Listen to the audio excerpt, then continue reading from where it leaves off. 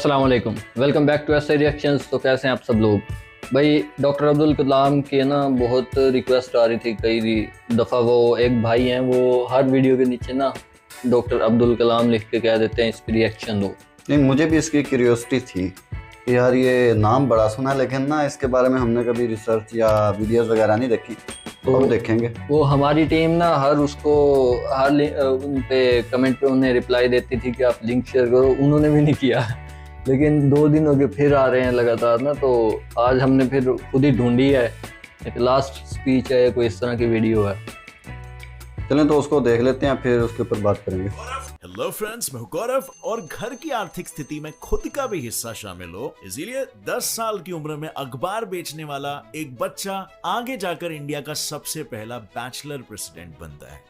Well yes, परिचय देना जरूरी है क्या? हम सभी जानते हैं, मैं बात कर रहा हूं दुनिया के महान scientist doctor APJ Abdul Kalam जी की, जिनकी बोली हुई हर एक बात दुनिया के लिए एक सीख है। लेकिन प्रेसिडेंट बनने का ये रास्ता इतना आसान उनके लिए नहीं था। एक मुस्लिम फैमिली से बिलोंग करने की वजह से उन्हें कई सारी मुश्किलों का सामना करना पड़ा, लेकिन इन मुश्किलों में उन्होंने अपने पंख फैलाकर सक्सेस की उड़ान भर के दिखाई। सिर्फ सक्सेस की नहीं, तो इंडिया के कई मिसाइल्स और प्रोजेक्ट की उड़ान का भी वो कारण बन सके। तो कैसे उन्होंने इन सारे हालातों का डट कर सामना किया और कैसे लोग उन्हें इंडिया का मिसाइल मैन कहकर पुकारने लगे, इन्हीं सारे सवालों के जवाब और एपीजे अब्दुल कलाम की जिंदगी के कुछ माइंड ब्लोइंग किस्से मैं आज आपको सुनाऊंगा in today's video titled biography of doctor APJ Abdul Kalam. If you want to shine like sun, first burn like sun। दुनिया को ये सिखाने वाले इस सूरज का जन्म 15 अक्टूबर 1931 में रामेश्वरम के एक तमिल मुस्लिम फैमिली में हुआ था। पेशे से उनके पिताजी जैनुल आबदीन एक नाव चलाने वाले थे, जो हिंदू तीर्थ यात्रियों को रामेश्वरम की सैर कराते थे, और उनकी माँ आशी अम्मा एक हाउसवाइफ थी। वैसे तो उनका घर छोटा था, लेकिन परिवार बड़ा था। घर में 4 भाई और एक बहन थी, जिनमें अब्दुल कलाम जी सबसे छोटे थे। अब जब परिवार बड़ा था तो घर में पैसे की समस्या होती रहती थी, इसीलिए घर की जमा पूंजी में खुद का हाथ देने के लिए अब्दुल कलाम ने केवल 10 साल की उम्र में पेपर बेचना शुरू कर दिया। लेकिन क्या ये सिर्फ एक ही रीजन था इस काम को करने का? वेल नहीं, उन्होंने इस काम को भी सोच समझ कर चुना था।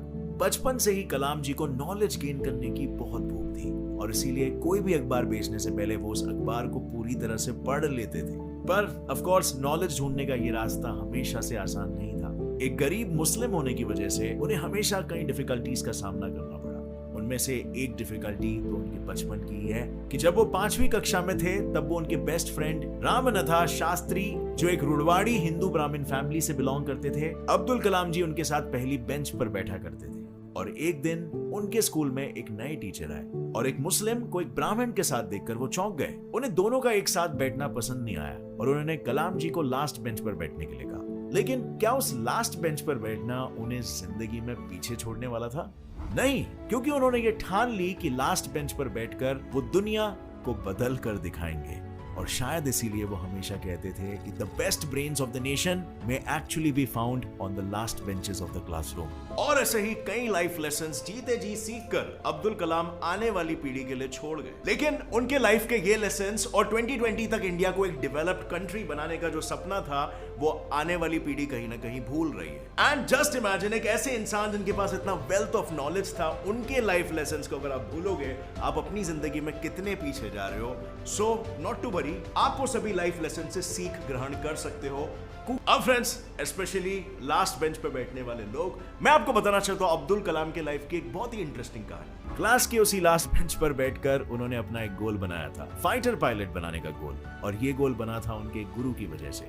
एक दिन उनके टीचर मिस्टर शिवा सुब्रमण्यम अय्यर उनकी कक्षा को चिड़िया कैसे उड़ती है वो सिखा रहे थे, लेकिन 25 मिनट तक समझाने के बाद भी किसी के पल्ले कुछ नहीं पड़ रहा था। और इस पर अय्यर जी ने एक सिंपल सा सोल्यूशन निकाला। अगर थियोरेटिकली किसी को ना समझे तो उन्हें प्रैक्टिकली दिखाना पड़ेगा। और बस यही था सोल्यूशन। स्कूल खत्म होने के बाद वो सारे बच्चों को पास ही के एक समुद्र किनारे ले गए और वहां उड़ते हुए पंछियों के लाइव डेमो दिखाकर उन्होंने बच्चों को चिड़ियों की टेल की पोजीशन से लेकर उनके पंखों के शेप तक सब कुछ समझाया। चिड़ियों की वो उड़ान कलाम जी के दिमाग में बैठ गई और उन्होंने तय कर लिया कि बड़े होकर वो फाइटर पायलट बनने जैसा बड़ा गोल हासिल करेंगे, क्योंकि उनका ये कहना था कि small aim is a crime, have a great aim. लेकिन अपना सपना पूरा करने की रेस में वो हार गए।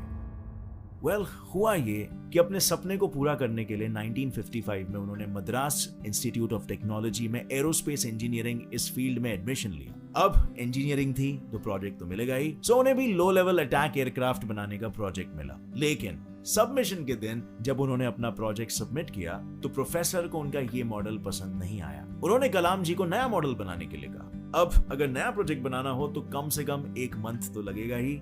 ये सोचकर कलाम जी ने प्रोफेसर से 1 महीने का समय मांगा। लेकिन क्या आज तक किसी की टीचर ने 1 महीने का समय दिया है? मुझे तो नहीं मिला कभी जिंदगी में भाई। उनके प्रोफेसर ने इतने समय के लिए साफ मना कर दिया और कहा कि 3 दिन है तुम्हारे पास, सिर्फ 3 दिन। मुझे नया मॉडल बना कर दो वरना अपनी स्कॉलरशिप भूल जाओ। ये सुनते ही कलाम जी के होश उड़ गए। एंड क्या कम समय में ये प्रोजेक्ट को कंप्लीट करना कलाम जी को रोकने वाला था? नहीं, स्कॉलरशिप छीन जाने के डर से कलाम सर ने 3 दिन बिना सोए दिन रात इतनी मेहनत की कि जब 3 दिन बाद उन्होंने मॉडल पेश किया तो उनके प्रोफेसर चकित रह गए। उनके इस मेहनत पर प्रोफेसर ने उनसे एक बात कही, मुझे पता था कि 3 दिन में नया एयरक्राफ्ट बनाना पॉसिबल नहीं है, लेकिन स्कॉलरशिप छीन जाने की जुनून की वजह से तुमने इसे पॉसिबल किया। और इस इंसिडेंट से कलाम जी को एक बात समझ आ गई, to succeed in your mission you must have single minded devotion to your goal. आखिर उनके इंजीनियरिंग खत्म होने के बाद अपना सपना पूरा करने का एक अवसर उन्हें इंटरव्यू के रूप में आया, जो था इंडियन एयरफोर्स ऑफ देहरादून। इसका इंटरव्यू, लेकिन जैसे मैंने पहले कहा, उनका यह सपना अधूरा रह गया क्योंकि इस इंटरव्यू में 25 लोगों में से सिर्फ 8 लोगों को ही चुना गया। और पता है कलाम जी कौन सी पोजीशन पर थे? 9th। सिर्फ एक पोजीशन की वजह से उनका यह सपना ही रह गया। ये इंसिडेंट उनके लिए एक बहुत बड़ी सीख थी। इसीलिए इस इंसिडेंट को कलाम जी ने अपनी my journey transforming dreams into action इस ऑटोबायोग्राफी में लिखा है, जिसकी सीख में वो कहते हैं, it is only when we are faced with failure do we realise that these resources were always there within us. We only need to find them and move on with our lives. चाहे अपनी निजी उड़ान में वो पीछे रह गए हो, लेकिन उनके इस मंत्र की वजह से वो पूरे इंडिया को सक्सेस की उड़ान देने वाले थे। जब उनका इंडियन एयरफोर्स में सिलेक्शन नहीं हो पाया, तब उन्होंने 1958 में defence research and development organisation को ज्वाइन कर लिया।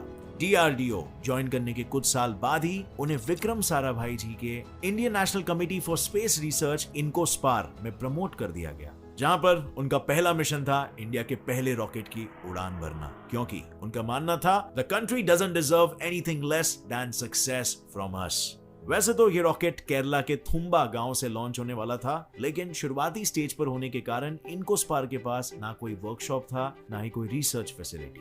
इस पर अब्दुल कलाम जी ने कहा, we should not give up and we should not allow the problem to defeat us. और फिर क्या था, उन्होंने थुम्बा गांव के एक पुराने चर्च को अपना वर्कशॉप बना लिया और उसी चर्च के बिशप के घर को अपना ऑफिस बना लिया। और आखिर में जैसे तैसे करके उन्होंने रॉकेट को पूरी तरह से बना लिया, लेकिन यहाँ पर उनकी मुश्किलें खत्म नहीं हुई। रॉकेट के पार्ट्स को लॉन्च पैड तक लेके जाने के लिए उनके पास कोई साधन नहीं था, तो उन्होंने सारे पार्ट्स बैलगाड़ी और साइकिल की मदद से लॉन्च पैड तक पहुंचाया। इतने मुश्किलों के बाद 21 नवंबर 1963 में इस रॉकेट को लॉन्च करके इंडिया ने स्पेस की तरफ अपना पहला कदम रखा। लेकिन जिस इंसिडेंट से एपीजे अब्दुल कलाम जी का नाम मिसाइल मैन पड़ा, वो एक सक्सेस नहीं, वो एक फेलियर था। साल 1969 में कलाम जी इसरो में इंडिया के पहले satellite project satellite launch vehicle SLV के प्रोजेक्ट डायरेक्टर थे। 10 साल के खून पसीने की मेहनत के बाद उन्होंने इस रॉकेट को खड़ा किया। प्रोजेक्ट के समय 1976 में कलाम जी के पिता की मौत हो गई और फिर भी वो अपने लक्ष्य से भटके नहीं। उन्होंने इस प्रोजेक्ट को निजी जिंदगी से ऊपर रखकर कंप्लीट किया। लेकिन जब अगस्त 1979 को इसे लॉन्च किया गया तो सेकेंड स्टेज में कुछ टेक्निकल इश्यूज की वजह से रॉकेट बंगाल की खाड़ी में गिर गया। अब जब प्रोजेक्ट फेल हो चुका था तो सारे लोग उन पर सवाल उठाने लगे। तब प्रोफेसर सतीश धवन, जो उस समय इसरो के चेयरमैन थे, उन्होंने इस फेलियर का पूरा श्रेय खुद पर ले लिया। उनके इस लीडरशिप की तारीफ करते हुए कलाम जी हमेशा कहते हैं, leader must have a vision and passion and not be afraid of any problem. Instead he should know how to defeat it. Most importantly he must work with integrity. Leader के इसी सीख को हथेली पर रखकर फेलियर के सिर्फ 1 साल बाद ही उन्होंने नए सैटेलाइट लॉन्चिंग व्हीकल SLV-3 का निर्माण किया। आखिर 18 जुलाई 1980 में उन्होंने SLV-3 से रोहिणी 1 सैटेलाइट को लॉन्च किया, जिससे India super exclusive club of space faring nations का 6th मेंबर बन गया। इस प्रोजेक्ट के बाद तो उन्होंने इंडिया के पहले इंटरमीडिएट रेंज बैलिस्टिक मिसाइल अग्नि और पृथ्वी जैसे कई प्रोजेक्ट्स को सक्सेसफुली कंप्लीट किया, जिनकी वजह से उन्हें 1981 में पद्म भूषण और 1990 में पद्म विभूषण इन पुरस्कारों से नवाजा गया। लेकिन जिस काम के लिए उन्हें 1997 में भारत रत्न से नवाजा गया था वो था पोखरण 2। पोखरण 2 एक ऐसा न्यूक्लियर बॉम्ब टेस्टिंग प्रोग्राम था जिसमें इंडिया ने CIA के सैटेलाइट्स को चकमा देकर हमारे न्यूक्लियर बॉम्ब को टेस्ट किया था। इस प्रोग्राम के प्रोजेक्ट चीफ कोऑर्डिनेटर थे डॉक्टर APJ अब्दुल कलाम, जिन्होंने जापान और USA के वार्निंग्स के बाद भी इस मिशन को चालू रखा बड़ी चतुराई से। अब आपने 3 इडियट्स का ये डायलॉग तो सुना ही होगा, सक्सेस के पीछे मत भागो, एक्सेलेंस का पीछा करो, सक्सेस झक मार के तुम्हारे पीछे आएगी। इसका बेस्ट एग्जाम्पल है APJ अब्दुल कलाम। 41 इयर्स तक भारत की सेवा करने के बाद जब 1999 में कलाम जी DRDO से रिटायर हुए, तब रिटायर होने के 3 साल बाद ही उनको भारत का प्रेसिडेंट बनने का प्रपोजल आया। अब ये हुआ कैसे? मैं आपको बताता हूँ। रिटायर होने के बाद 2001 में कलाम सर अन्ना यूनिवर्सिटी में पढ़ने लगे। एक दिन लेक्चर लेने के लिए जब वो यूनिवर्सिटी पहुंचे तो उन्हें एक कॉल आया जिस पर उन्हें कहा गया कि प्राइम मिनिस्टर आपसे बात करना चाहते हैं। पर ये कॉल कोई मजाक नहीं था, क्योंकि कॉल पर उनसे बात करने वाले शख्स थे अटल बिहारी वाजपेयी, जिन्होंने कॉल उठाते ही कलाम जी से कहा, आपके लिए हमारे पास एक इम्पोर्टेंट न्यूज है। हमें ऐसा लगता है कि भारत को आप जैसे राष्ट्रपति की सख्त जरूरत है।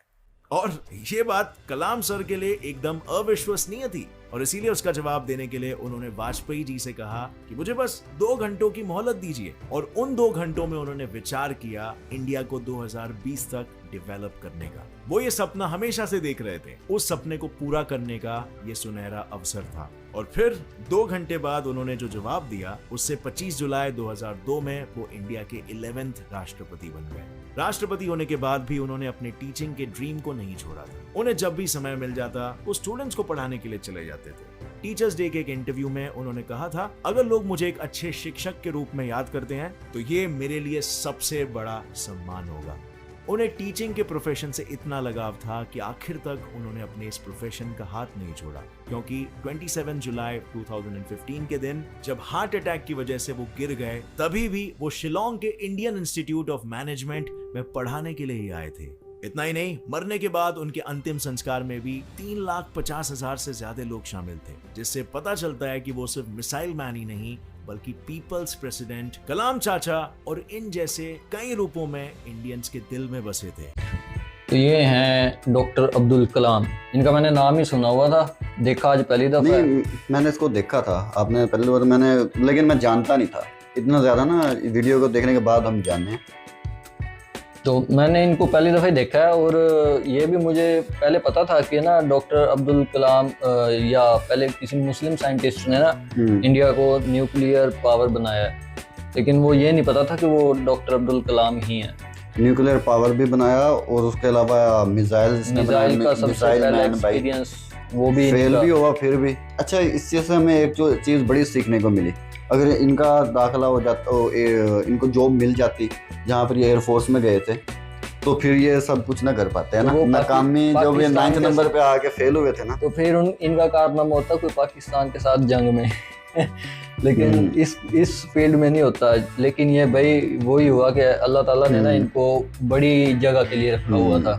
वो देखो उनमें फेल हो गया, लेकिन जिस फील्ड में गया वहाँ पे सक्सेस मिली। और फेल की कौन से नंबर पे हुआ? 9th नंबर पे आया, 1 नंबर से रह गया। लेकिन भाई अल्लाह मियाँ ने जिसको देना होता है फिर वो सही तरीके से, उस वक्त तो उसको लगा होगा, दिल टूटा होगा, यार मैं ही मेरे अंदर ही कमी है, लेकिन अल्लाह मियाँ ऊपर कुछ हो सकता। मुझे सबसे अच्छी बात लगी इनकी कि अगर आपने सूरज जैसा चमकना है ना, शाइन करना है ना, तो आपको सूरज जैसा जलना भी पड़ेगा। बिल्कुल, सबसे ज़बरदस्त मुझे इनकी ये बात लगी है, क्योंकि हार्ड वर्क बताता है इसके अंदर, विजन बताता है बंदे का, मिशन बताता है, और माइंड पावर बताता है कि बंदा कितना स्ट्रॉन्ग है। और इसके अलावा जो भाई इसने मिसाइल बनाया, वो जो चर्च था उसको भी इसने यूज़ कर लिया अदारे के तौर पर, जगह नहीं मिल रही थी। और इसके अलावा गाड़ियाँ नहीं थी, साइकिलों पे, बैलों पे इन्होंने ना सामान एक्सपोर्ट किया, वहाँ से लेके गए एक जगह से दूसरी जगह। तो ये मिशन और ये जो जज्बा था, यही इनको इतना ऊपर लेके गया। उसके अलावा जो इनका ये विजन था कि इंडिया को नंबर 1 बनाना है, ग्रो कराना है दुनिया में, तो उसमें भी काफ़ी हद तक ये कामयाब हुए हैं। तो यार ये इनका मिशन था, और जो ये कह रहे थे, इन्होंने खुद भी कहा था कि अगर किसी ने कामयाब होना है तो प्रॉब्लम्स जो है ना, उसका मीनिंग ये था कि प्रॉब्लम्स को डिफीट करना होगा, प्रॉब्लम से हारना नहीं है। और सबसे अच्छी बात जो मुझे इंडिया की लगी है ना, वो ये है कि ये लोग ना अपने हीरोज़ की बड़ी रिस्पेक्ट करते हैं। अब ये अब्दुल कलाम साहब थे ना, इनको उन्होंने अटल बिहारी वाजपेयी साहब जो प्राइम मिनिस्टर थे, उन्होंने कॉल करके कहा कि जी आपको हम प्रेसिडेंट बनाना चाहते हैं।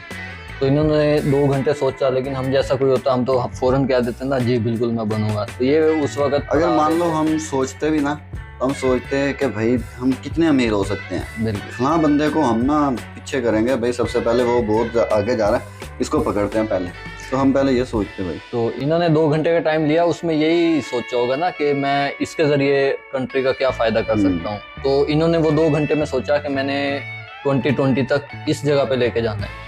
और एक ये हमारा पाकिस्तान है, इसके अंदर अब्दुल कदीर खान के साथ इन्होंने क्या हाल किया है वो आप लोगों को पता ही है। नज़र बंद कर दिया जब पता चला ना कि उसका मूड है सियासत में आने का, तो इन लोगों ने उसे अंदर कर दिया। तो ये हालात हैं भाई इस साइड पे। तो वही ना भाई, हमारे मुल्क के ऐसे हालात होने ही हैं। आप ये देख लें कि बिजनेसमैन हमें कोई नहीं बड़े बड़े मिलेंगे इस मुल्क के अंदर, ज़्यादातर वो सारे पॉलिटिशियंस ही होंगे। पॉलिटिशियन जो 2 नंबरी के पैसे बाहर ले जाएंगे और बाहर पड़ेंगे, वो अमीर तरीन होंगे। तो हमारा इसलिए कोई रोल मॉडल भी नहीं है। इंडिया के अंदर अशनीर है, उनके जो शार्क टैंक पे वो कितने एक टीम बैठी है, हज़ारों करोड़ उन वो 7-8 बंदों की खुद से उन्होंने बनाई है कंपनी, और गरीब घरों से उठ के आए हैं।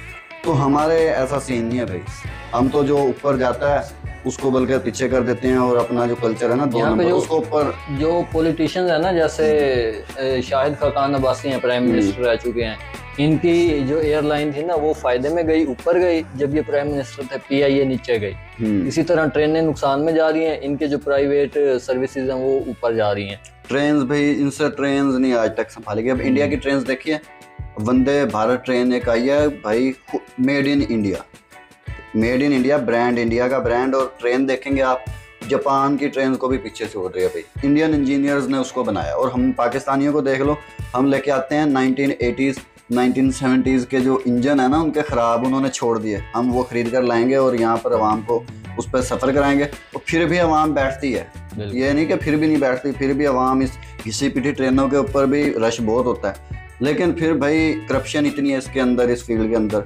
हम घाटे में जा रहे हैं। इंडियन रेलवे अरबों रुपीज़ बना रही है भाई, कर्नाटका से ना, कर्नाटका और तमिलनाडु से उन्होंने ये ट्रेन मेरे ख्याल में उधर भी चली थी, तो चंद दिनों के अंदर वहाँ पर ना उन्होंने अरबों रुपए बना लिए। ऐसे ही भाई जब होता है ना, वही हीरोज वाली बात होगी, जो यहाँ पे कुछ डेवलप करता है ना वो बाहर चला जाता है, क्योंकि यहाँ पे उसे बजाय हौसला अफजाई के ना यहाँ पे उसे बैन कर देते हैं। अब वही देख लें, डॉक्टर अब्दुल कदीर खान ने कहा मैं जो बिजली है ना इसकी लोड शेडिंग को ख़त्म कर दूंगा, मेरे पास फार्मूला है, कुछ तरीके हैं, तो साइंटिफिकली मैं उनको बना दूंगा बिजली को। तो भाई उसको ऊपर किसने आने देना था, तो वो कैसे कर सकता था। एक मेंबर ने कांटेक्ट भी किया था एहसन इकबाल साहब से ना कि हम इस प्रोजेक्ट पे काम कर रहे हैं, अब जो इलेक्ट्रिसिटी है ना वो हम पूरी करेंगे और गैस को इस तरह का, तो उन्होंने उसे बंद कर दिया। भाई ये हालात हैं। अभिनंदन है ना, यहाँ से बेशक वो मार खा के गया था, जैसे भी पकड़ा गया, जैसे भी गया, तो उन लोगों ने उन्हें अवार्ड से नवाजा। पाकिस्तानी शोर कर रहे जी ये तो मार खा के ऐसे गया है और इसे ये अवार्ड दे रहे हैं। भाई वो सर्विसेज दी हुई है ना जो, उसकी वजह से उसे अवार्ड मिला है। सर्विसेज की वजह से वो अपने हीरोज को ऐसे नहीं छोड़ते। यहाँ पर शाहिद अफरीदी को देख लो भाई, पूरी जिंदगी उसने मैचेस जीता है और उसके साथ क्या किया, शोएब अख्तर के साथ क्या किया। हम टोटल ओवरऑल हीरोज की बात कर लेना, बिल्कुल ऐसे ही। तो इंडिया वाले बहुत ऊपर अपने हीरोज को ना वो भगवान बना देते हैं, उनके पुतले बना देते हैं और उनको पूजने लग जाते हैं इतना ज्यादा। फिर नीचे वाले जो लोग होते हैं ना, जैसे यूथ होती है, तो फिर उन जैसा बनना चाहते हैं, तो ऑटोमेटिकली ना तरक्की हो जाती है कंट्री के अंदर। तो हमारे हीरोज ही भाई कोई नहीं बन पा रहे किसी भी फील्ड के अंदर। हम जिस भी फील्ड के अंदर देख लेना, हमारे को पॉलिटिशियंस हम जिनको कहें भाई ये हमारा रोल मॉडल है, हमने इसकी तरह बनना, क्योंकि हमारे ऊपर सारे करप्शन 2 नंबर लोग बैठे हैं भाई। बिल्कुल होगा भी ऐसे ही। तो यार ये जैसे जैसे हम बात करते रहेंगे ना, वैसे ही दिल दुखाने वाली बात है। तो बड़ा अच्छा लगा हमें, तो मैंने ये वीडियो पहली दफ़ा देखी है, इनको देखा भी मैंने पहली दफ़ा है, तो बड़ी अच्छी वीडियो थी। आप लोग बताएं आपको ये वीडियो कैसी लगी। तो मिलते हैं नेक्स्ट वीडियो में, तब तक के लिए अल्लाह हाफ़िज़।